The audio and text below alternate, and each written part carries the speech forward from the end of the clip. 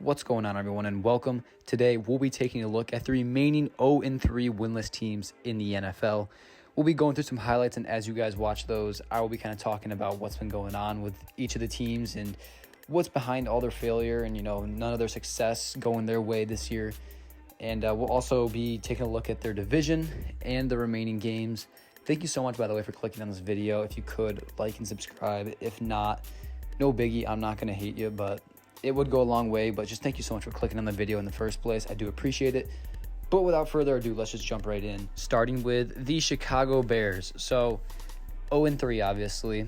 And if you're a Chicago Bears fan, I'm a Detroit Lions fan. So I'm not going to throw any shade because, man, I've been through it too. I've been through the rough years of, being like 0-16 and 3-13-1 2 years ago. Like, I've been through it all. I know how it feels to be the bottom of the league, but, and I'm sure it hurts because you were probably, all the Bears fans, were hyping up this team, saying this was going to be, a team competing for a playoff spot. This might be one of the worst teams in the NFL, like, in the last decade. Like, this team is horrible. Coaching staff sucks. Ownership sucks. The team, the offense is horrible. The quarterback sucks. The defense is terrible. Like, everything about this team. And I'm not trying to hate on them, even though I am. Like, I'm not trying to, be a douchebag or anything. But, this team is just, they're really bad. And they need a fresh start. They've, week one, you lose at home to a Green Bay team that I don't think a lot of people thought they'd lose to. And then you lose in Tampa. And then, everyone knew they'd lose to the Chiefs, but you get blown out. You were down 41-0 midway through the third quarter.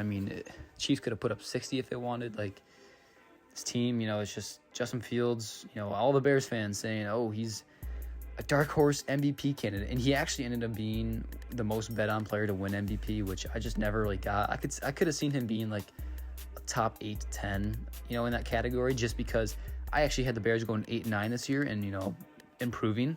I thought that they would start the year really slow and then probably finish the year like 5-3 or something like that. And I just kind of thought they'd improve as the year went on. But there's nothing really to look forward to here for the Bears. Everything about them just disgusts me. They need a fresh start. They're going to have to start the rebuild over. It's not going the way that they want it to go right now. So looking at their division, you got the Green Bay Packers, Detroit Lions dominating at 2-1, and then the Vikings and Bears at 0-3. Well, not the best division, but I'll be honest, there's only been one team that's ever gone 0-3 to start the year and then made the playoffs, and that was the 92 Chargers, I believe, somewhere around there at least. So it's, for this Bears team, it's really unlikely. The coaching is not there, like I said. Offense, defense is not good. This team's really far away from contention of anything. I see their ceiling probably being 5. I'd say their ceiling is probably 7 wins. I have them going 5-12 right now. I still think they'll pick it up towards the end of the year maybe, but they're not looking great right now. They just need a fresh start. Minnesota, the team that went 11-0 in one-possession games last year. Already off to a 0-3 start this year. A disappointing loss in the playoffs last year. I think a lot of people knew they were a little overrated, but you lose at home to the Giants in the playoffs. It's like, okay. And then, now you're off to an 0-3 start this year into the playoff or in the regular season, losing at home to the Tampa Bay Buccaneers, which was like, what the heck? And then you lose in Philly, which is like, okay, kind of expected that. And then you lose at home to the 0-2 Chargers, who have been struggling, and they had a chance to win it. Brandon Staley did his thing, gave them the ball at the 20-yard line, and Vikings still couldn't get it in, and they lose. And now they're 0-3. The good news for the Vikings, they're in the NFC. The bad news is that their schedule is pretty tough.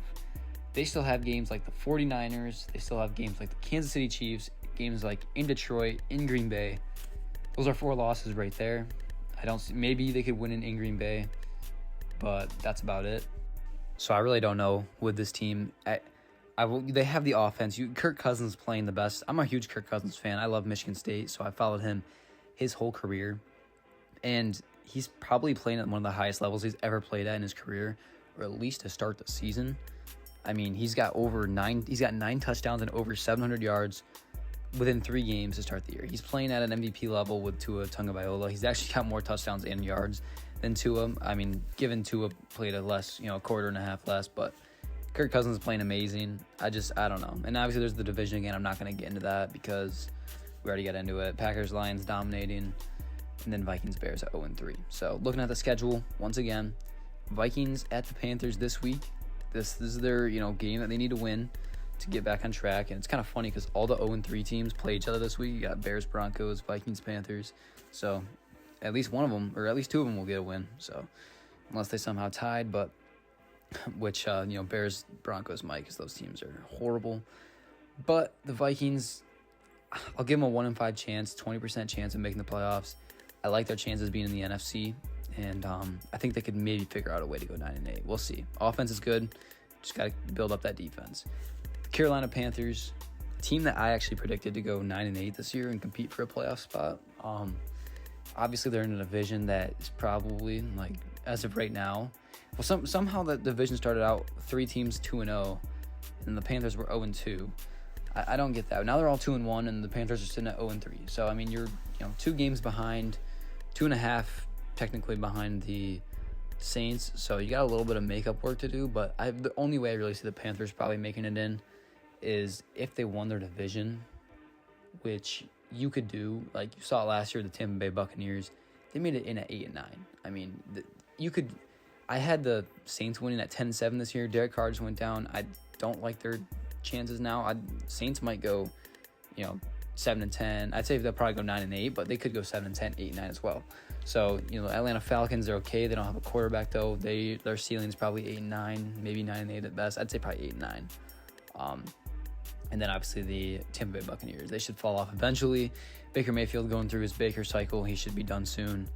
And but yeah, so the Carolina Panthers, I like their chances just because of the division that they're in. They could go 8-9 and possibly make it in, but they got to start winning some divisional games in order to do that, and just some games in general. They're playing at home against the 0-3 Vikings this week. So there's that division. I have the Bucs at 2-0. I screenshotted it before they lost to the Eagles, so they're 2-1 now. So the whole division's at 2-1. You're at 0-3. You got some makeup work to do, but you're in a division where you have a good chance. Looking at their schedule, I mean, you have the Detroit Lions, the Cowboys, the Dolphins. Those are probably 3 losses right there. Other than that, those are all winnable games, I would say. Green Bay will be tough. Obviously, you'll probably drop another divisional game.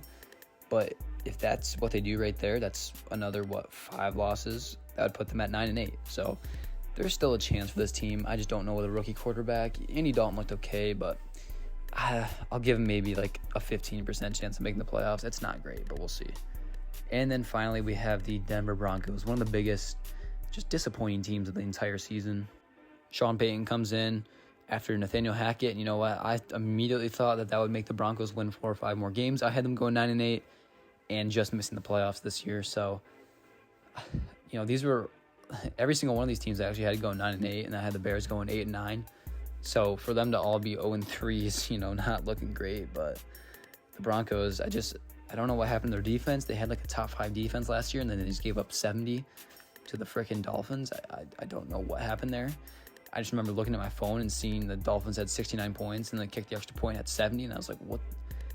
The last time that happened was 1950 or something like that. Like 70 points in a game. Like, that is just ridiculous. 70 points is insane, and credit to the Dolphins, but man, Broncos, you lose week 1 of the Raiders, and then you go and drop week 2, and then now you're in week 3 and you're 0-3. You're in the AFC. I look at the Broncos and I don't like it. I think they honestly probably have the best overall roster of all the 0-3 teams.